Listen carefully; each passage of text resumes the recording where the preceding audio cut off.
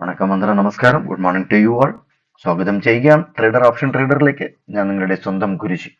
ഞാനൊരു SEBI register adviser അല്ല, അതുകൊണ്ട് തന്നെ വീഡിയോയിൽ പറയുന്ന കാര്യങ്ങൾ സ്റ്റഡി പർപ്പസിനായിട്ട് യൂസ് ചെയ്യുക. ഈ വീഡിയോ റെക്കോർഡ് ചെയ്യുന്ന ദിവസം 22-ാം തീയതി 12-ാം മാസം 2025 രാവിലെ 7:38 ആയിട്ടുണ്ട്. നിങ്ങൾ സ്ക്രീനിൽ കണ്ടുകൊണ്ടിരിക്കുന്നത് ഒരു ഗൂഗിളിന്റെ ഇതാണ്, എന്താ പറയാ, ഒരു ബേസ് ആണ്. ഗൂഗിളിന്റെ ഒരു ഷീറ്റാണ് നിങ്ങൾ കാണുന്നത്. ഇന്ന് നമ്മൾ സംസാരിക്കാൻ പോകുന്നത് രണ്ട് കാര്യമാണ്. ഒന്ന്, ഹൗ ദ സ്ട്രാഡിൽ വർക്ക്സ്. ഈ ഓപ്ഷൻ സ്ട്രാഡിൽ എങ്ങനെയാണ് വർക്ക് ചെയ്യുന്നത്, ഇത് ആദ്യം നമ്മൾ ഡിസ്കസ് ചെയ്യും. എന്നിട്ട് രണ്ടാമത് പോയിന്റ് ഓഫ് കൺട്രോൾ, മൂന്നാമത് ഡിസ്കോഡ്. ഹാർട്ടിനും ഫീച്ചറും ഡിസ്കോഡ് ഉണ്ടോ, അത് എന്തുകൊണ്ടാണ് ഡിസ്കോഡ് വരുന്നത്, ഈ മൂന്ന് കാര്യങ്ങൾ ഒരു 5 അല്ലെങ്കിൽ ഒരു 7 മിനിറ്റിനായിട്ട് സംസാരിച്ച് തീർക്കാനായിട്ട് ഞാൻ ശ്രമിക്കുകയാണ്. ഇതിനകത്ത് ഈ ഗൂഗിൾ ചെയ്തത് ഓപ്ഷൻ സ്ട്രാഡിൽ നിന്ന് മാത്രമേ ഞാൻ ഇങ്ങനെ ഇവിടെ ഇട്ടിട്ടുള്ളൂ. നിങ്ങൾക്ക് തന്നെ കാണാം, ജസ്റ്റ് ഓപ്ഷൻ സ്ട്രാഡിൽ എന്ന് പറഞ്ഞാണ് ഞാൻ ഇതിനകത്ത് ഇട്ടേക്കുന്നത്. ഉടനെ തന്നെ ഗൂഗിൾ നമുക്കൊരു റിസൾട്ട് തരികയാണ്. And option straddle is a trading strategy where an investors hold both call and put. ഇതാണ് നമ്മൾ മെയിൻ ആയിട്ട് വായിക്കുമ്പോൾ കൂടുതൽ നമ്മൾ ശ്രദ്ധിക്കേണ്ടത്. എന്താണ് നമുക്ക് അതിനകത്ത് കൊടുത്തിരിക്കുന്നത്? Call and put. എന്നിട്ട് option for the same underlying asset. ഒരു അണ്ടർലൈങ് അസറ്റിലാണ് അവർ ചെയ്യുന്നത്. ഓക്കെ, അതാണ് നിഫ്റ്റി ആണെങ്കിൽ നിഫ്റ്റി, ബാങ്ക് നിഫ്റ്റി ആണെങ്കിൽ ബാങ്ക് നിഫ്റ്റി, അതിനനുസരിച്ച്. മനസ്സിലായില്ലേ? സ്റ്റോക്ക് ആണെങ്കിൽ stock, same strike price and expiration date. So ഇത് മൂന്ന് കാര്യങ്ങൾ നമ്മൾ ആദ്യം, അതായത് ഒരേ കാളും പുട്ടും അവർ ഹോൾഡ് ചെയ്യും. ഓക്കെ, കാളും പുട്ടും ഹോൾഡ് ചെയ്യും. ഒരു അണ്ടർലൈങ് അസറ്റ് ആയിരിക്കും, ഒരേ സ്ട്രൈക്ക് ആയിരിക്കും, ഒരേ എക്സ്പയറി ഡേറ്റ് ആയിരിക്കും, എല്ലാം ഒന്നായിരിക്കണം. ഇതാണ് ഓപ്ഷൻ സ്ട്രാഡിലിന്റെ ഒരു പ്രത്യേകത. ഇത്രയേ ഉള്ളൂ. വളരെ സിമ്പിൾ ആയിട്ട് കാര്യങ്ങൾ നമ്മൾ സ്ട്രാഡിൽ എന്താണ് എന്നുള്ളത് മനസ്സിലാക്കി. ഇതിനകത്ത് നമ്മൾ വീണ്ടും ഒന്നുകൂടെ ശ്രദ്ധിക്കേണ്ട കാര്യം, ഇൻവെസ്റ്റേഴ്സ് ഹോൾഡ്, എന്ത് ഹോൾഡ് ചെയ്യും? ഓപ്ഷനിൽ രണ്ട് കാര്യങ്ങളുള്ളൂ, ഓപ്ഷൻ ബൈയിങ് അല്ലെങ്കിൽ ഓപ്ഷൻ സെല്ലിങ്. ഇതല്ലേ രണ്ട് കാര്യങ്ങളുള്ളൂ. അപ്പൊ ഇവിടെ നമ്മൾ ശ്രദ്ധിക്കേണ്ടത് എന്താണ് ഇവർ ഹോൾഡ് ചെയ്യുന്നത്, അതായത് ലോങ് സ്ട്രാഡിലാണോ ഷോർട്ട് സ്ട്രാഡിലാണോ.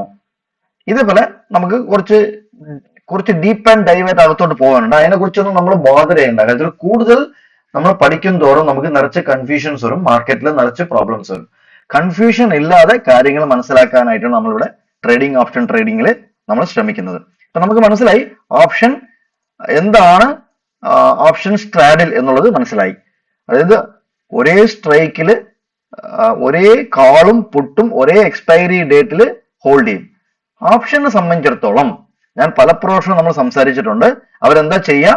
പല പ്രാവശ്യവും സെല്ലിംഗ് ആണ് ചെയ്യുന്നത്. ഓപ്ഷൻ സെല്ലിങ്ങിനാണ്. അതിനാണ് ഫ്യൂച്ചർ ആൻഡ് ഓപ്ഷനിൽ ഓപ്ഷൻ എന്ന് പറഞ്ഞ് സെപ്പറേറ്റ് ആയിട്ട് കൊടുത്തിരിക്കുന്നതിന്റെ കാരണം കൂടുതൽ സെല്ലേഴ്സ് ആണ് കൂടുതൽ ഈ ചാർട്ടിനെ സംബന്ധിച്ചിടത്തോളം.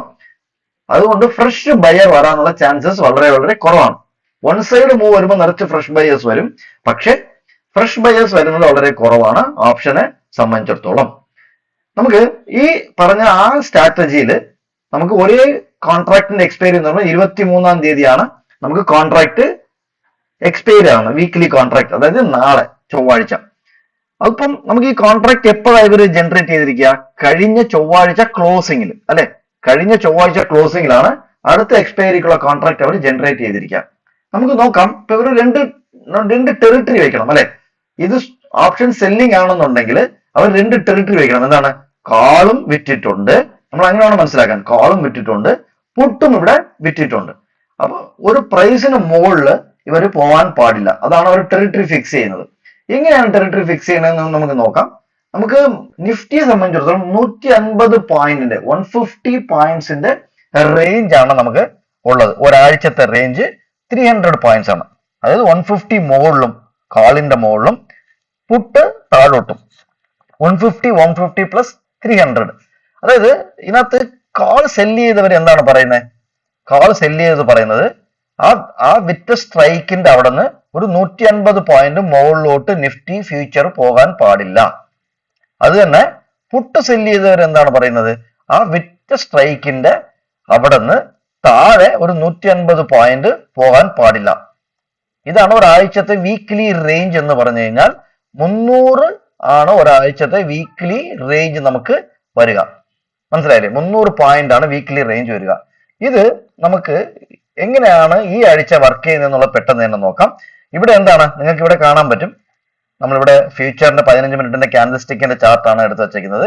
ഇതാണ് കഴിഞ്ഞ വെള്ളിയാഴ്ചത്തെ ക്ലോസിംഗ്. ഇവിടെയാണ്, മനസ്സിലായില്ലേ? ഇവിടെയാണ് ക്ലോസിങ്. ഞാൻ കർസർ വെക്കാം, എന്നിട്ട് ഇവിടെ ഈ സി ക്ലോസിങ്ങിന് അവിടെ നിങ്ങൾ നോക്കിയോളൂ. അത് എത്രയാണ് ക്ലോസ് ചെയ്തിരിക്കുന്നത്? 25,932. അപ്പൊ അഡ്ഡ മണിയാണ് അവർ സെല്ല് ചെയ്യുന്നത്. കാളും പുട്ടും അഡ്ഡ മണിയാണ് സെല്ല് ചെയ്യുന്നത്. അങ്ങനെ അഡ്ഡ മണി സെല്ല് ചെയ്യുമ്പോൾ 25,900 150 പോയിന്റ് മുകളിലോട്ട് എന്ന് പറയുമ്പോൾ 26,050 താഴോട്ട് പറഞ്ഞു കഴിഞ്ഞാൽ 25,750. അതാണ് ടെറിട്ടറി. നമ്മളിവിടെ ടെറിട്ടറി മാർക്ക് ചെയ്തിട്ടിട്ടുണ്ട്. അപ്പൊ ഈ വിറ്റ ആൾക്കാര് ഒരു പേടിയില്ല. കാളും പൊട്ടും വിറ്റ ആൾക്കാർക്ക് ഒരു പേടിയില്ല. അവർ 300 രൂപയ്ക്ക് വിറ്റിട്ടുണ്ടെന്നുണ്ടെങ്കിൽ ഇന്നലെ 168 രൂപ ആയിട്ട് വന്ന് നിന്നിട്ടുണ്ട്. പ്രൈസ് ക്ലോസിംഗ് പ്രൈസ് ഉണ്ടോ? ഇതാണ് ക്ലോസിംഗ് പ്രൈസ് ലെഫ്റ്റ് സൈഡില്. അപ്പം 300 രൂപയ്ക്ക് വിറ്റ ആൾക്കാർക്ക് 150 350 രൂപ വിറ്റ ആൾക്കാർക്ക് ഇന്നലെ 168 രൂപയായി. ഏകദേശം 100 രൂപ 140 രൂപ കൂടുതൽ അവര് പ്രോഫിറ്റിലാണ്. ഓപ്ഷൻ സെല്ല് ചെയ്ത ആൾക്കാർ പ്രോഫിറ്റിലാണ് എന്നുള്ളത് നമ്മളിവിടെ മനസ്സിലാക്കുകയാണ്. നമുക്ക് പെട്ടെന്ന് തന്നെ ഡിസ്കോഡ് എന്തുകൊണ്ടാണ് വരുന്നത്? ഡിസ്കോഡ് കൊണ്ടുവരാൻ കാരണം എങ്കിൽ മാത്രമേ പ്രീമിയം പെട്ടെന്ന് മെൽറ്റ് ചെയ്യിപ്പിക്കാൻ പറ്റുള്ളൂ. അതാണ് അതിന്റെ സ്ട്രാറ്റജി. അതിന് സ്പോട്ടും ഫ്യൂച്ചറും അവര് യൂസ് ചെയ്യും. നിഫ്റ്റിയുടെ സ്പോട്ടാണ് നിഫ്റ്റിയുടെ സ്പോട്ടും ഫ്യൂച്ചറും. ബാങ്ക് നിഫ്റ്റി ആണെങ്കിൽ ബാങ്ക് നിഫ്റ്റി, മിഡ് ക്യാപ്പ് ആണെങ്കിൽ മിഡ് ക്യാപ്പ്, സെൻസെക്സ് ആണ് സെൻസെക്സ്. ഇത് മാത്രം നോക്കിയാൽ മതി. അല്ലാതെ വേൾഡ് ന്യൂസോ ബാക്കിയുള്ള അമേരിക്കയുടെ ഫിനാൻഷ്യൽ സ്ട്രാറ്റജിയോ അല്ലെ നമ്മുടെ RBI ന്യൂസോ ഇതൊന്നും നോക്കേണ്ട കാര്യമില്ല. അതൊക്കെ വരുന്നതിന് മുന്നേ ചാർട്ട് തന്നെ നമുക്ക് കാണിച്ചു തരും. എങ്ങനെ കാണിച്ചു തരും? ഇതുണ്ടോ? ഇതിനകത്ത് ഈ ദിവസത്തിന്റെ ക്ലോസിനും ഈ ദിവസത്തിന്റെ ഹൈറ്റിനും 57 പോയിന്റിന്റെ ഡിഫറൻസ് ഉണ്ട്. 57 പോയിന്റിന്റെ ഡിഫറൻസ് ഉണ്ട് നിഫ്റ്റി ഫ്യൂച്ചറിൽ. അത് തന്നെ സ്പോട്ടിലോ?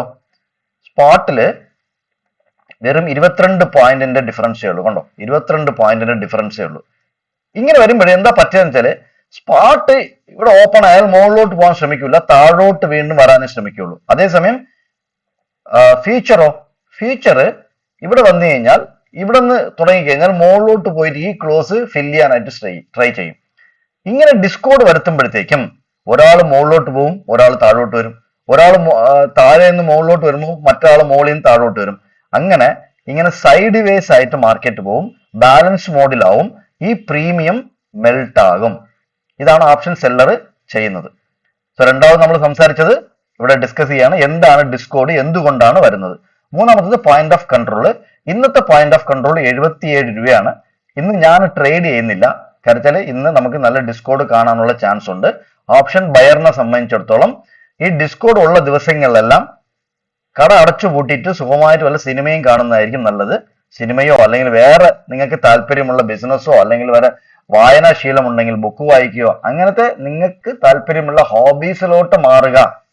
ഇന്ന് ആ ദിവസത്തേന് നിങ്ങൾ മാറ്റിയോ യോഗ ചെയ്യുകയോ അല്ല നിങ്ങളുടെ സ്പിരിച്വൽ ആണെന്നുണ്ടെങ്കിൽ നിങ്ങളുടെ വിശ്വസിക്കുന്ന ദൈവങ്ങളോട് പ്രാർത്ഥിക്കുകയോ അങ്ങനത്തെ സ്പിരിച്വൽ ബേസ്ഡ് ആയിട്ടുള്ള എൻഗേജ് ആവുകയോ അങ്ങനത്തെ കാര്യങ്ങളൊക്കെ ചെയ്യുക. ഇങ്ങനെ ഓപ്ഷൻ ബയർ ഇങ്ങനത്തെ ദിവസം ഓവർ ട്രേഡ് ചെയ്ത് ക്യാപിറ്റൽ കൊണ്ടുപോയി കളയരുത്. വീണ്ടും ഒരു വീഡിയോയിൽ കണ്ടുമുട്ടാം. നന്ദി, നമസ്കാരം. Thank you very much.